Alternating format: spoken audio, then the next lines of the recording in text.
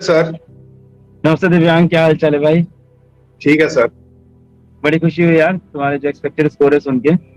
Thank you sir. बहुत बढ़िया किया तुमने। सर तो दिव्यांग, ये तुम्हारा नीट का कौन सा अटेम्प्ट था? सेकेंड अटेम्प्ट था सर।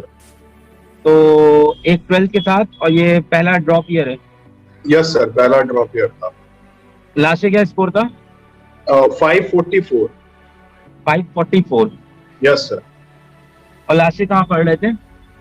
सर पटना में एक कोल इंस्टीट्यूट है। हाँ हाँ हाँ। यस सर, वहीं पे थे पिछले साल। अच्छा अच्छा, वहाँ फिजिक्स कौन पढ़ा रहा है? क्या सर? वहाँ फिजिक्स कौन पढ़ा रहा है अभी? राजेश सर करके एक टीचर थे। ओके, सही है। तो अपनी कहानी सुनाना फिर दिव्यांग आप, starting from class 11 till NEET selection.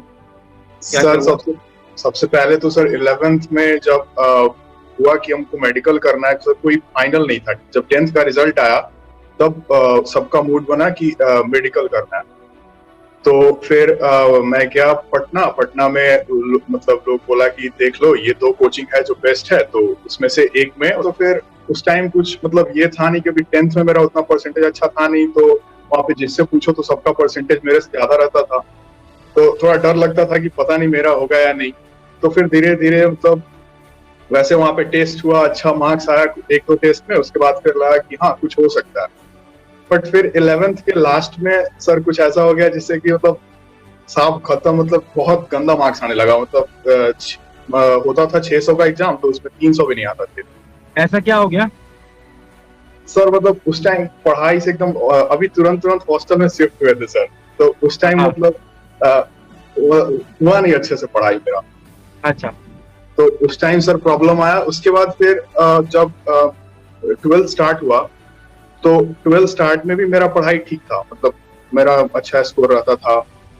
उसके बाद फिर जब 12th का जब बोर्ड्स का मतलब ये स्टार्ट हुआ ना प्रैक्टिकल वगैरह, तो फिर लगा कि नहीं अब यार बोर्ड के लिए पढ़ते हैं, मतलब नीट मेरे से उतना अभी इस साल नहीं होगा।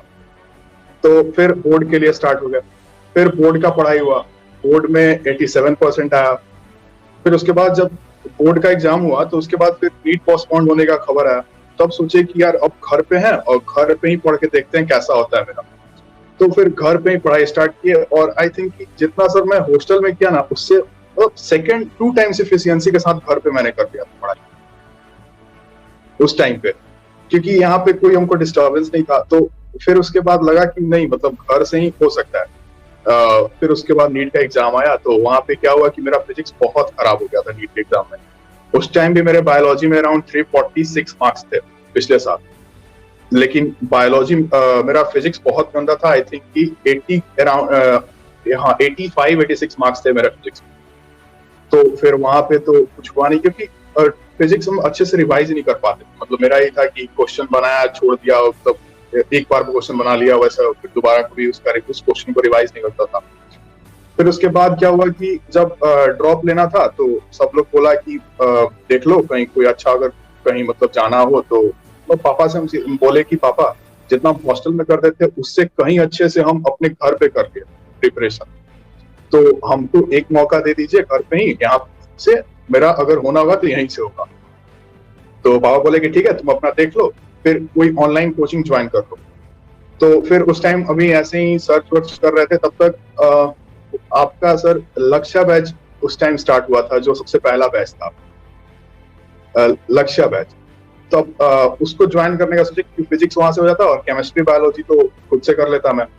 फिर उसके बाद तब तक यकीन बैच आ गया सर, और उसमें आप थे सर। तो फिर लगा कि नहीं अब यकीन बैच ही करना है, क्योंकि आप मतलब यूट्यूब पे आगे बताएंगे उसमें नीट ओरिएंटेड सब कुछ होगा। तो फिर यकीन बैच मतलब, और सर मेरा क्या हुआ ना, यकीन बैच सर मैं ऑलमोस्ट 20 दिन लेट ज्वाइन किया था। तो मेरा काइनेमेटिक्स खत्म हो गया था पूरा, मतलब आप सर काइनेमेटिक्स पढ़ा दिए थे उसके बाद मैंने ज्वाइन किया। तो सर उसके लिए मेरा एक क्वेश्चन गलत हो गया, जो आप लेक्चर में कराए थे सर, वो 2n+1/2n-1 वाला एक क्वेश्चन नहीं आया था सर नीट में इस बार, वो गलत हो गया सर, क्योंकि काइनेमेटिक्स हम आपका लेक्चर देखे नहीं थे हम। तो प्यारी स्टोरी है यार तुम्हारी। तो सर अरे यार, वो सर उतने दिन लेट के चलते मेरा एक क्वेश्चन गलत हो गया।